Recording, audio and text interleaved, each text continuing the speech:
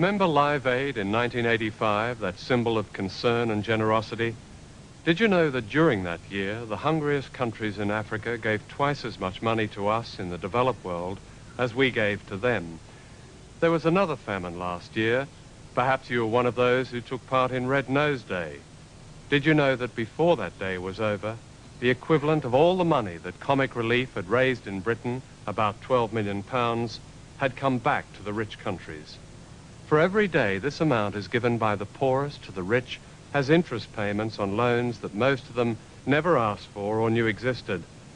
In other words, contrary to a myth long popular in the West, it's been the poor of the world who've financed the rich, not the other way round. And this film sets out to explain why. It's also a film about war. A war you don't see on your television screens, for it's seldom news. It's been described as a silent war. Instead of soldiers dying, there are children dying. More than 500,000 in 1 year, according to the United Nations. That's more than twice the number of dead in the Gulf War. Instead of the bombing of bridges, there's the tearing down of forests and other natural resources, the bulldozing of farmland, and the running down of schools and hospitals. In many ways, it's like a colonial war. The difference is that these days, people and the resources are controlled not by viceroys and occupying armies, but by other, more sophisticated means, of which the principal weapon is debt.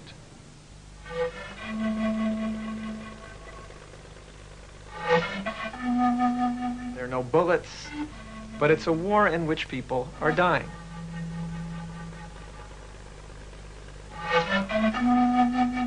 War and debt are exactly the same thing, except for one point, which is that nobody needs to occupy territory today. Well, in the 1980s, the World Bank and IMF and the US government and the British government would say to developing countries, you cut government spending, you increase exports, you privatize, or you won't get new loans. Belt tightening is what it's called. What you do is tighten those notches that are easiest to pull. Those notches that affect children, that affect poor people, that affect people who have no power in a political system. Part of the design of structural adjustment programs, that's what these policies are called, is to drive down real wages. The 1980s have been a lost decade for development. The brunt has been borne by the most vulnerable groups, children or mothers with young children. To understand the debt question, one has to understand first that what is taking place today is the greatest transfer of public wealth to private hands in the history of this earth. The process of coercing most of humanity into debt as a means of controlling their resources, their labor and their governments began almost half a century ago. It was not called colonialism. That was a term made defunct by World War II. There were new, hopeful euphemisms. Indeed, this was the beginning of what President Bush now calls the New World Order.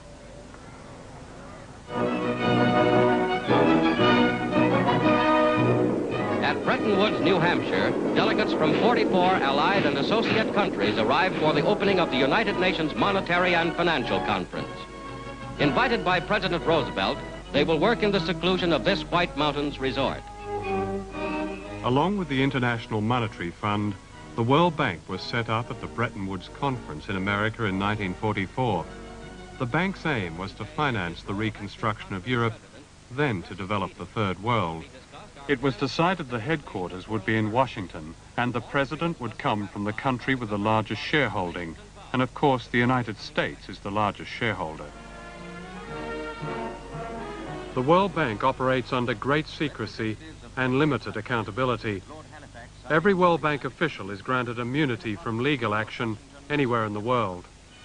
Summing up the importance of Bretton Woods, Mr. Vinson says, ours is a mission of peace, designed to establish the economic foundations of peace on the bedrock of genuine international cooperation. What this idealism really meant was spelt out in the charter they were signing: to promote private foreign investment by means of guarantees or loans made by private investors. The World Bank has always been deceptive about its role in the international economy. It attempts to portray itself as an institution looking out for the interest of not only poor countries, but for poor people within those countries. That has never been the case. The bank is pushing the interest or promoting the interest of countries in the first world and for an elite sector in the third world. That was true in the 1970s. It is particularly true in the 1980s. What became known as the debt crisis got underway in the early 1980s. However, it was a minor crisis for the banks compared with the catastrophe facing the peoples of poor countries. The world's oldest human rights organization, the Anti-Slavery Society, has declared debt a contemporary form of slavery. Nowhere is this more vividly demonstrated than here in the Philippines, where 44% of the national budget is given to paying interest charges to foreign banks, compared with just 3% for health services. Moreover, billions of dollars continue to leave this country just to meet the interest on money borrowed by the dictator Ferdinand Marcos in deals that were often secret and fraudulent. There is perhaps no greater example of the burden of debt than one notorious project in the Philippines. It sits on Bataan Peninsula and is potentially as dangerous as Chernobyl. Built less than 60 miles from the city of Manila on 3 earthquake faults near 2 live volcanoes, one of which recently erupted, this is the Bataan Nuclear Power Station. In the Philippines, it's known as the Big Scam. The scam almost certainly began here at the Wack Wack Golf Club in Manila, where Ferdinand Marcos used to play with his cousin and chief crony, Herminio Dacini. In 1974, the American company General Electric applied to build the Bataan Nuclear Power Station, but Dacini urged his pal Marcos to accept the highest bidder, the Westinghouse Company. Moreover, the deal would be underwritten by the American government through the Export-Import Bank and a clutch of private American banks. Everybody would make a buck, except the Filipino people. By 1977, President Carter had stopped the building of nuclear power plants because of their inefficiency and faulty design. But he did nothing to stop the same plants being built in third world countries like the Philippines. Moreover, the State Department, which had to approve Westinghouse's export license, knew the Bataan Power Station was to be built in an earthquake zone, but still it was encouraged to go ahead. To make the story even more dubious, the U.S. government enters in. William Casey, later the director of the CIA, then head of the Export-Import Bank, an agency which helps U.S. businesses overseas by providing loans and loan guarantees. Casey goes to Manila. Casey comes back, recommends that the U.S. government, through this Export-Import Bank, give an initial loan. That opens the gate for all these other banks to come in and give loans, and they start building.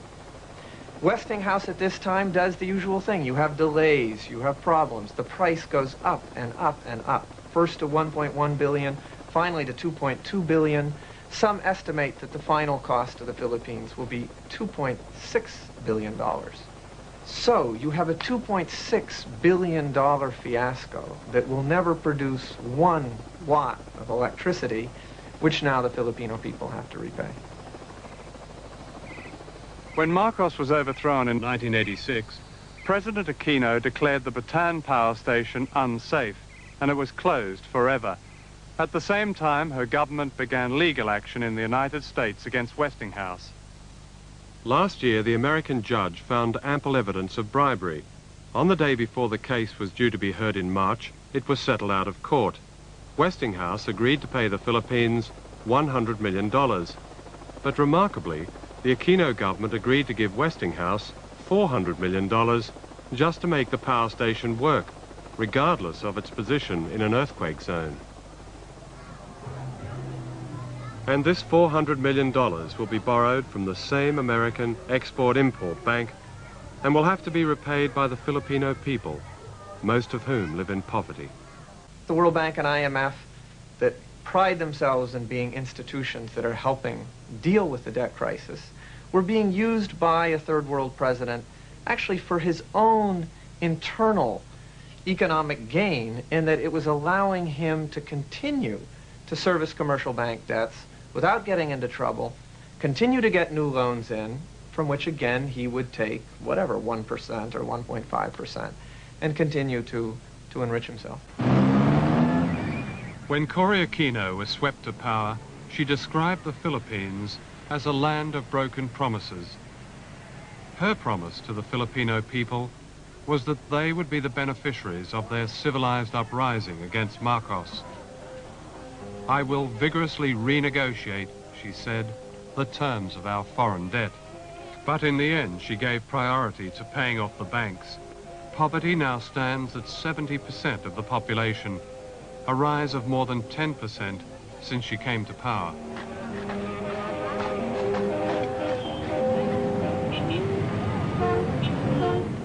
A Big Mac is not for the poor.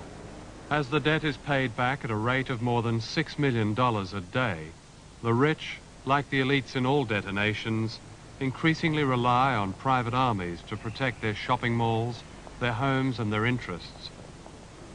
According to Amnesty International, political killings carried out by the government and government-backed forces in violation of the law have become the most serious human rights problem in the Philippines.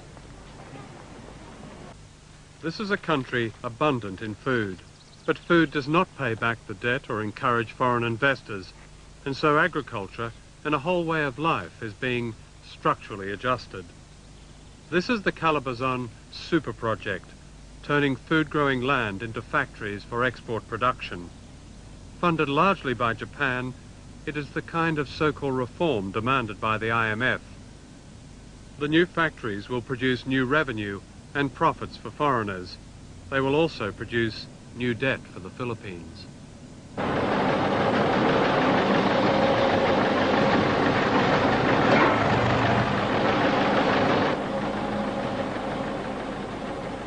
Calabazon typifies the kind of development strategy which only brings ruin to the third world, because such a strategy is premised, for example, on massive development, so-called development, massive exploitation of the environment, change in people's way of life, taking land from the people and the peasants to be able to convert these into so-called industrial zones with the problems of pollution and everything.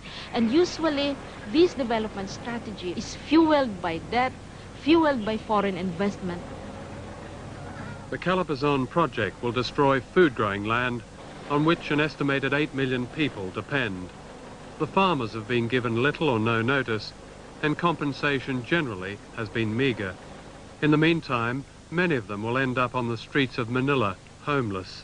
Japanese, American, and other foreign-owned factories will rise on the paddies and fields.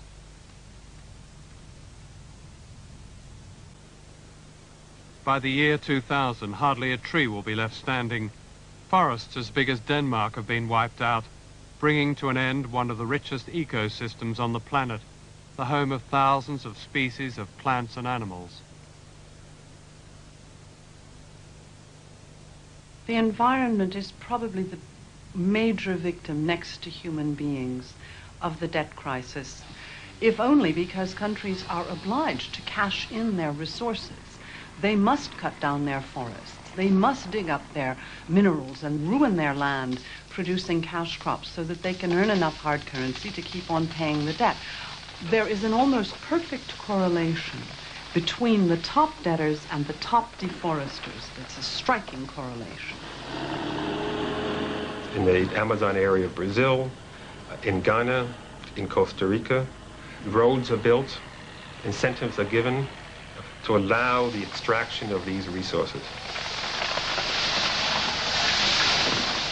Particularly now with structural adjustment, there is a program in place in most countries of deregulation, that is deregulating control of these industries. And also, there is not enough money in the budget to oversee these activities. So you're seeing the wholesale raping of these environments. At their 1991 conference, the World Bank and IMF appeared to be making a special commitment to the environment.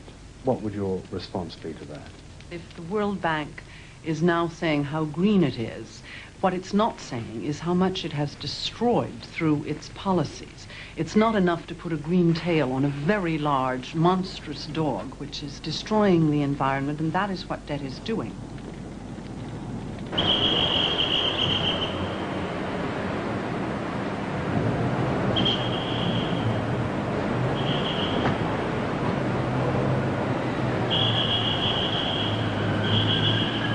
Welcome to the World Bank and International Monetary Fund conference in Bangkok. The aim of the conference is, and I quote, to find ways of eradicating poverty all over the world. Alas, there are contradictions. You see, most of the delegates are bankers. Now, this is not to suggest that bankers don't care about poor people.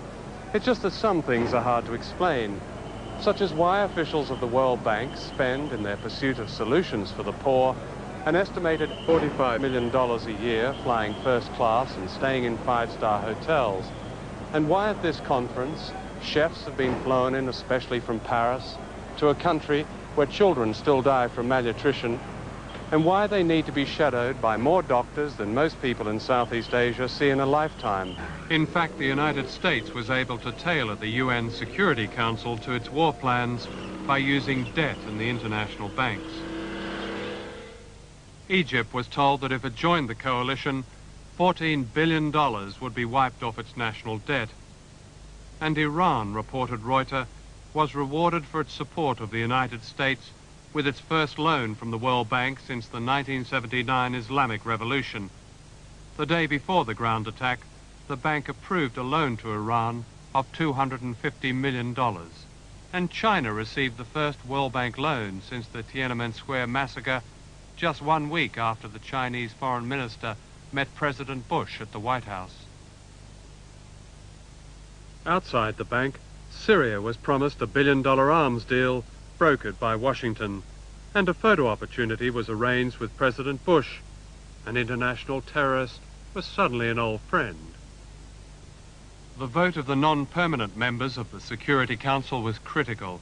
Minutes after Yemen voted against the resolution to go to war, a senior American diplomat was instructed to tell the Yemeni ambassador, "That was the most expensive no vote you ever cast," meaning that $70 million in American aid to one of the poorest countries in the world would be stopped. The use of debt in bribing the coalition was nothing new. Manipulation of the World Bank was documented in the early 1980s in a secret U.S. Treasury report. The United States, says the report, is capable and willing to pursue important policy objectives in the banks by exercising the financial and political leverage at our disposal.